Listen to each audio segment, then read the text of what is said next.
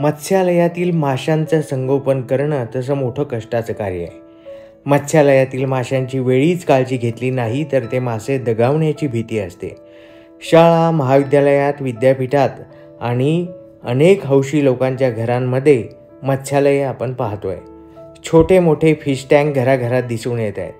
काही दवाखान्यात, विशेषतः लहान मुलांच्या दवाखान्यात फिश टँक आहेत.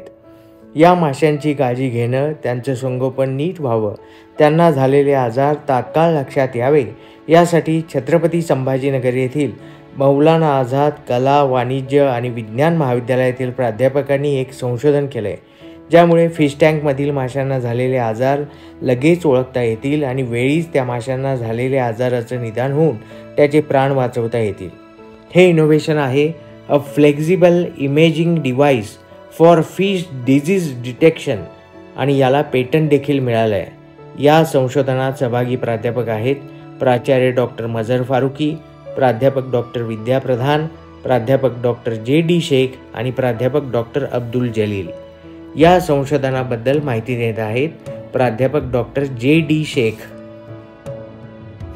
माशामध्ये जे आजार आहेत, जे त्यांचं एक्सटर्नल सरफेसवरती त्यांना जे इन्फेक्शन होतं, त्या इन्फेक्शनला मॉनिटरिंग करण्यासाठी आम्ही ॲक्वेरियममध्ये कॅमेरे सोडलेले आहेत आणि ते कॅमेरे आम्ही आमच्या मायक्रो कंट्रोलर युनिटला जोडलेलं आहे आणि ते आम्ही कम्प्युटरमध्ये सुद्धा त्याला आम्ही अटॅच केलेलं आहे, जेणेकरून माशाची जी हालचाल आहे, ही मासे फिरत आहेत तर यांची इमेज तो डिव्हाइस, तो कॅमेरा कंटिन्यू तो कॅप्चर करत आहे आणि कॅप्चर करून तो डाटा आहे, तो डाटा आम्ही कम्प्युटरमध्ये ॲनालिसिस करतो किंवा फोनमध्ये सुद्धा आम्ही तो डाटा घेऊन कोणतं मासा किती ॲक्टिव्ह आहे, त्याला इन्फेक्शन आहे किंवा नाही हे आम्ही आयडेंटिफाय करून मग त्या पर्टिक्युलर माशाला आम्ही बाहेर काढतो आणि त्याला आम्ही दुसऱ्या एखाद्या ॲक्वेरियममध्ये कंट्रोल युनिटमध्ये त्याला आम्ही ठेवतो. त्यामध्ये आम्ही मिथिलीन ब्ल्यू नावाचा केमिकल टाकतो, ड्रॉप ऑफ पोटॅशियम परमॅंगनेटचा सोल्युशन टाकतो. आम्ही K2Cr2O7 हा केमिकल त्या माशाला 2-3 आम्ही त्याला त्या बाथ देतो, डीप बाथ देतो. सोडियम क्लोराईडची आम्ही बाथ देतो आणि जेणेकरून त्याला एक 2-3 तासामध्ये तो मासा परत त्याचा जो इन्फेक्शन आहे तो ओव्हरकम होतो आणि परत आम्ही तो मासा या ॲक्वेरियममध्ये टाकतो. जेणेकरून आम्ही 2005 पासून हे ॲक्वेरियम मेंटेन करत आहोत. पण याची गरज काय आहे, या मायक्रो कंट्रोलर युनिटची काय गरज आहे, तर याचा प्रश्न म्हणजे सर्वांना होईल. तर मी त्याचं उत्तर देतो.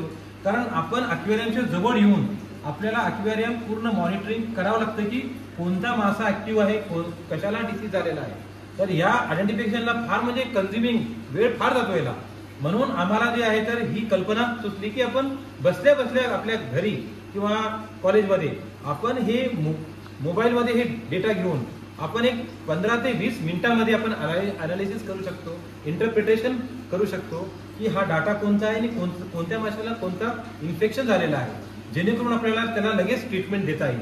म्हणून आम्ही हा केलेला आहे आणि हा कॅमेरामध्ये असतो आणि कंटिन्युअस तो इमेज कॅप्चर करतो, जेणेकरून आम्हाला त्याची माहिती फिशच्या आरोग्याबद्दल, माशाच्या आरोग्याबद्दल आम्हाला पूर्ण माहिती मिळते आणि आम्ही त्याला लवकरात लवकर ट्रीटमेंट देऊन त्या माशाला आम्ही त्याला वाचवतो. आणि आम्हाला ॲक्वेरियममध्ये म्हणजे नवीन मासे आता 1 वर्ष झालं आम्हाला की हा डिव्हाइस इथं आहे, म्हणून आम्हाला हे माशांची माहिती पूर्ण मिळते आणि आतापर्यंत आम्हाला एक सुद्धा मासा आमचा मिळाला नाही आणि उलट आमचे मासे जे हेल्दी आहेत आणि आम्हाला या सिस्टमची, या पेटंटची फार इथं उपयुक्तता वाटली.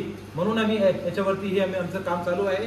फर्दर आम्ही परत आणखीन असे नवीन नवीन प्रयोग आम्ही करणार आहोत, जेणेकरून आपल्या विद्यार्थ्यांसाठी, रिसर्चसाठी, संशोधकासाठी ही माहिती उपयुक्त होईल, जेणेकरून भविष्यामध्ये याचा आपल्याला चांगला फायदा होऊ शकतो.